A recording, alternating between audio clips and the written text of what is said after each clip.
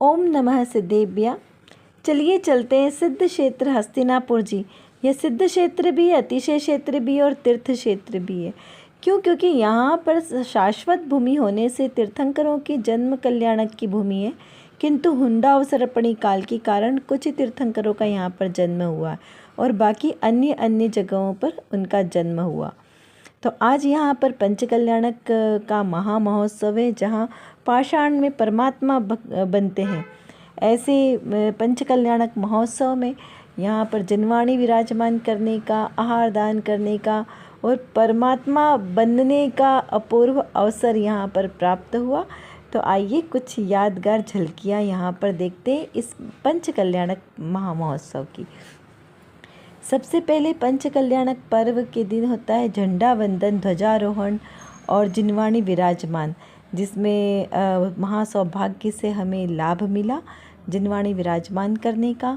उसके बाद में यहाँ पर जो बहुत सारे इतने सुंदर सुंदर मंदिर है जिनकी हमने यहाँ पर वंदना की। अभी हम सभी मंदिरों के चित्र यहाँ पर आपको नहीं दिखा सकते भगवान की प्रतिमाओं के, लेकिन आपको बता दें कि यहाँ का बड़ा मंदिर बहुत ही सुंदर है। और जब हम पूर्व में गए थे 20-25 साल पहले, तब से अभी इसमें बहुत सारा डेवलपमेंट हो गया। सारे मंदिर का जीर्णोद्धार हो गया और बहुत ही सुंदर बेदियाँ और विशाल विशाल प्रतिमा जी है। विशाल महावीर भगवान की प्रतिमा जी है। पीछे साइड में एक समोसरण नया बना है, वो भी बहुत ही सुंदर है। आसपास भी चारों साइड में बहुत सुंदर सुंदर बेदियाँ बनी है। इसी मंदिर के पीछे एक रास्ता है जो करीब 15-20 मिनट का रास्ता है और वहाँ दर्शन करने में भी 1-1.5 घंटे से ज़्यादा समय लग जाता है, जहाँ पर पूरे उद्यान में 24 भगवान के चरण चिन्ह विराजमान है, बिल्कुल समय शिखर जी की रचना की तरह। बहुत सुंदर मंदिर है वो। हमने वहाँ के भी दर्शन किए। फिर छोटा मंदिर है कि वहाँ पर भी बहुत सुंदर मंदिर बना हुआ है। थोड़ा सा और आगे जाएंगे तब वहाँ पर 2-3 मंदिर और है, जिसमें एक कैलाश पर्वत की रचना बहुत ही सुंदर मंदिर वहाँ पर विराजमान है, जिसमें त्रिकाल चौबीसी भगवान विराजमान है। पूरे पर्वत पर गोलाकार रचना है, परिक्रमा का पथ जैसे दर्शन करती जाइए और चतुर्विंशति तीर्थंकरों के दर्शन हो जाते हैं। इस प्रकार सबसे ऊपर तक हम पहुँच जाते हैं, जहाँ बहुत ही सुंदर ऊपर भी भगवान विराजमान है। यहाँ पर लिफ्ट आदि की व्यवस्था भी है। जो लोग नहीं चल सकते वो लिफ्ट से जाएं, लेकिन लिफ्ट से जाने से सारे भगवानों के दर्शन नहीं होते, इसीलिए हमने तो पैदल ही वंदना करी।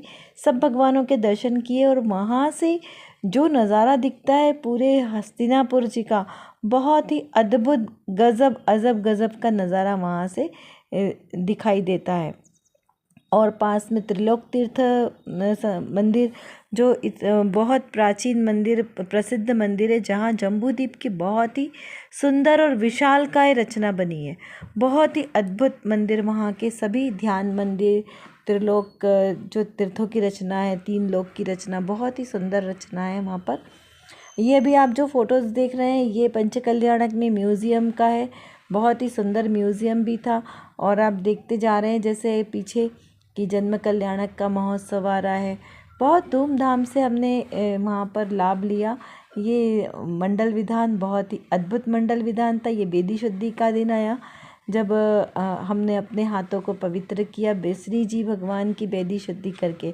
हम यहाँ से चिदायतन पहुँचे और चिदायतन में वहाँ जाकर हमने यहाँ पर बेदी शुद्धि का किया, क्योंकि पंचकल्याणक अलग जगह पे था और चिदायतन थोड़ा सा जो त्रिलोक तीर्थ आदि मंदिरों का परिसर है, इस मंदिर से 2-3 किलोमीटर दूर पर है। बहुत सुंदर जिनालय बनाया है वहाँ पर, अद्भुत जिनालय। रहने की, भोजनशाला की व्यवस्था भी बहुत अच्छी हो चुकी है वहाँ पर, बच्चों की सब कुछ बहुत अच्छी व्यवस्था है। अब उसके बाद में आहार दान, दीक्षा कल्याणक के बाद आहार दान का दिन आया, चतुर्थ दिन, जहाँ पर आहार दान बनाने का सौभाग्य मिला। श्री जी भगवान, तीर्थंकर भगवान को आहार दान देने का महापुण्य का अवसर बहुत ही सौभाग्य से प्राप्त होता है। इसलिए हमने अपने भाव संजोए कि श्रावक धर्म की भूमिका में यदि हमने सुपात्र दानों को आहार नहीं दिया तो क्या किया। पंचकल्याणक श्री 1008 आदिनाथ भगवान का था, यानी ऋषभदेव भगवान का, जिनका प्रथम आहार दान इक्षु रस का रस यानी गन्ने के रस का आहार हुआ। और आहार दान परिवार जो थे राजा श्रेयांश और श्रीमती रानी और राजा श्रेयांश के बेटे के भाई सोमदत्त राजा, इस प्रकार तीनों का प्रथम आहार दान। और उसके बाद 16 ग्रास का तीर्थंकर भगवान का आहार होता है। तो यहाँ प्रतीक रूप में 16 परिवार बनाए गए जिनके कर कमलों से प्रभु श्री जी का आहार दान की क्रिया संपन्न की। और उसके बाद में ये आप जैसे देख रहे हैं खीर भी हाथों से बनाई गई। और इस प्रकार बहुत ही अच्छे से निर्विघ्न हमने अपने भाव संजाकर आहार दान किया, पंचाश्चार्य और फिर उसके बाद भक्ति की। तो इस प्रकार आहार दान के बाद शाम को केवल ज्ञान कल्याणक का महामहोत्सव हुआ। समोसरण की बहुत दिव्य रचना बनी जिसमें तीर्थंकर प्रभु चतुर्दिशा में चतुर्मुखी विराजमान हुए। और किस प्रकार एक बालक जन्म से 3 ज्ञान को धारण किए और अब 3 लोक के नाथ बन गए, अनंत चतुष्टय रूप में विराजमान हो गए। ऐसे त्रिलोकीनाथ भगवान का जब समोसरण लगा तो उस अद्भुत रचना को देखकर मन भाव विभोर हो गया। चिदायतन जाते समय बीच में 4 नसियाँ जी पड़ती, थोड़ी दूर दूर है, अलग अलग बनी हुई है, बहुत सुंदर प्राचीन नसियाँ बनी है। वहाँ कर दर्शन किए और उसके बाद चिदायतन परिसर में बहुत ही सुंदर भव्य जिनालय है जहाँ पर एक मुनि गुफा भी बनी हुई है, वहाँ की भी हमने वैधि शुद्धि की थी। और वहाँ पर 24 चरण मतलब बने हैं, समय शिखर की रचना है। गुफा में बाहर मुनिराजों के सुंदर चित्रण किया गया है, बहुत ही सुंदर है। और नीचे जो बना है तलघर में, वहाँ पे सब उपसर्ग केवली मुनिराजों के चित्रपट आदि बहुत सुंदर रचना चिदायतन में बनी है। एक बार अवश्य वहाँ के दर्शन करने जरूर जाना। मानस स्तंभ भी इतना भव्य और अद्भुत बना है, बहुत ही सुंदर, मतलब क्या कहें वचनातीत। पूरा ही परिसर बहुत ही सुंदर है। सारा वर्णन यहाँ से करेंगे तो वहाँ पर जाकर क्या देखेंगे, इसलिए अवश्य चिदायतन जाएं और वहाँ पर अपने नयनों से वहाँ के सुंदर जिन बिंबों की दर्शन करें, वंदन करें। उसके बाद जब हम वापस आए तो 2.5 दीप में भी वार्षिक उत्सव था जहाँ कर लाभ लिया। वहाँ पर प्रतिमा जी विराजमान किए थे जो पहले, अब उनका जन्माभिषेक महोत्सव हुआ और 300 प्रतिमा जी विराजमान हुई। 300, अभी तक के इतिहास में 300 प्रतिमा जी कहीं पर विराजमान नहीं हुई। इस 2.5 दीप परिसर जो इंदौर में बना है 2.5 दीप, वहाँ पर 300 प्रतिमा जी विराजमान हुई। और सभी जितने प्रतिमा जी विराजमान है, साल में एक बार उनका वार्षिक उत्सव के दिन अभिषेक होता है, तो वो सारा सौभाग्य मिला और सारे जिन बिंबों का अभिषेक किया, पूजन भक्ति 3 दिन का बहुत ही सुंदर प्रसंग था।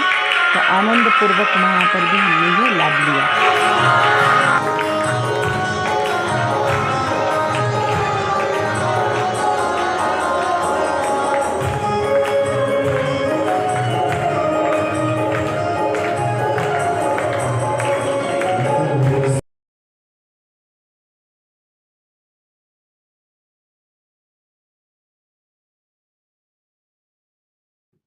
यहाँ पर 2.5 दीप में विराजमान सभी जिन बिंब ऊपर की साइड बने हैं, नीचे बहुत सुंदर ये मंदिर 20 तीर्थंकर भगवानों का बना है, स्वाध्याय मंदिर, अंदर बहुत सुंदर ऑडिटोरियम हॉल बना हुआ है। पीछे प्रदर्शनी बहुत सुंदर बनी है, जैसी सोनगढ़ में बनी है वैसे ही यहाँ पर बनी है। आचार्यों के चित्रपट बने हुए, आसपास 12 भावनाओं का बहुत सुंदर चित्रण किया गया है।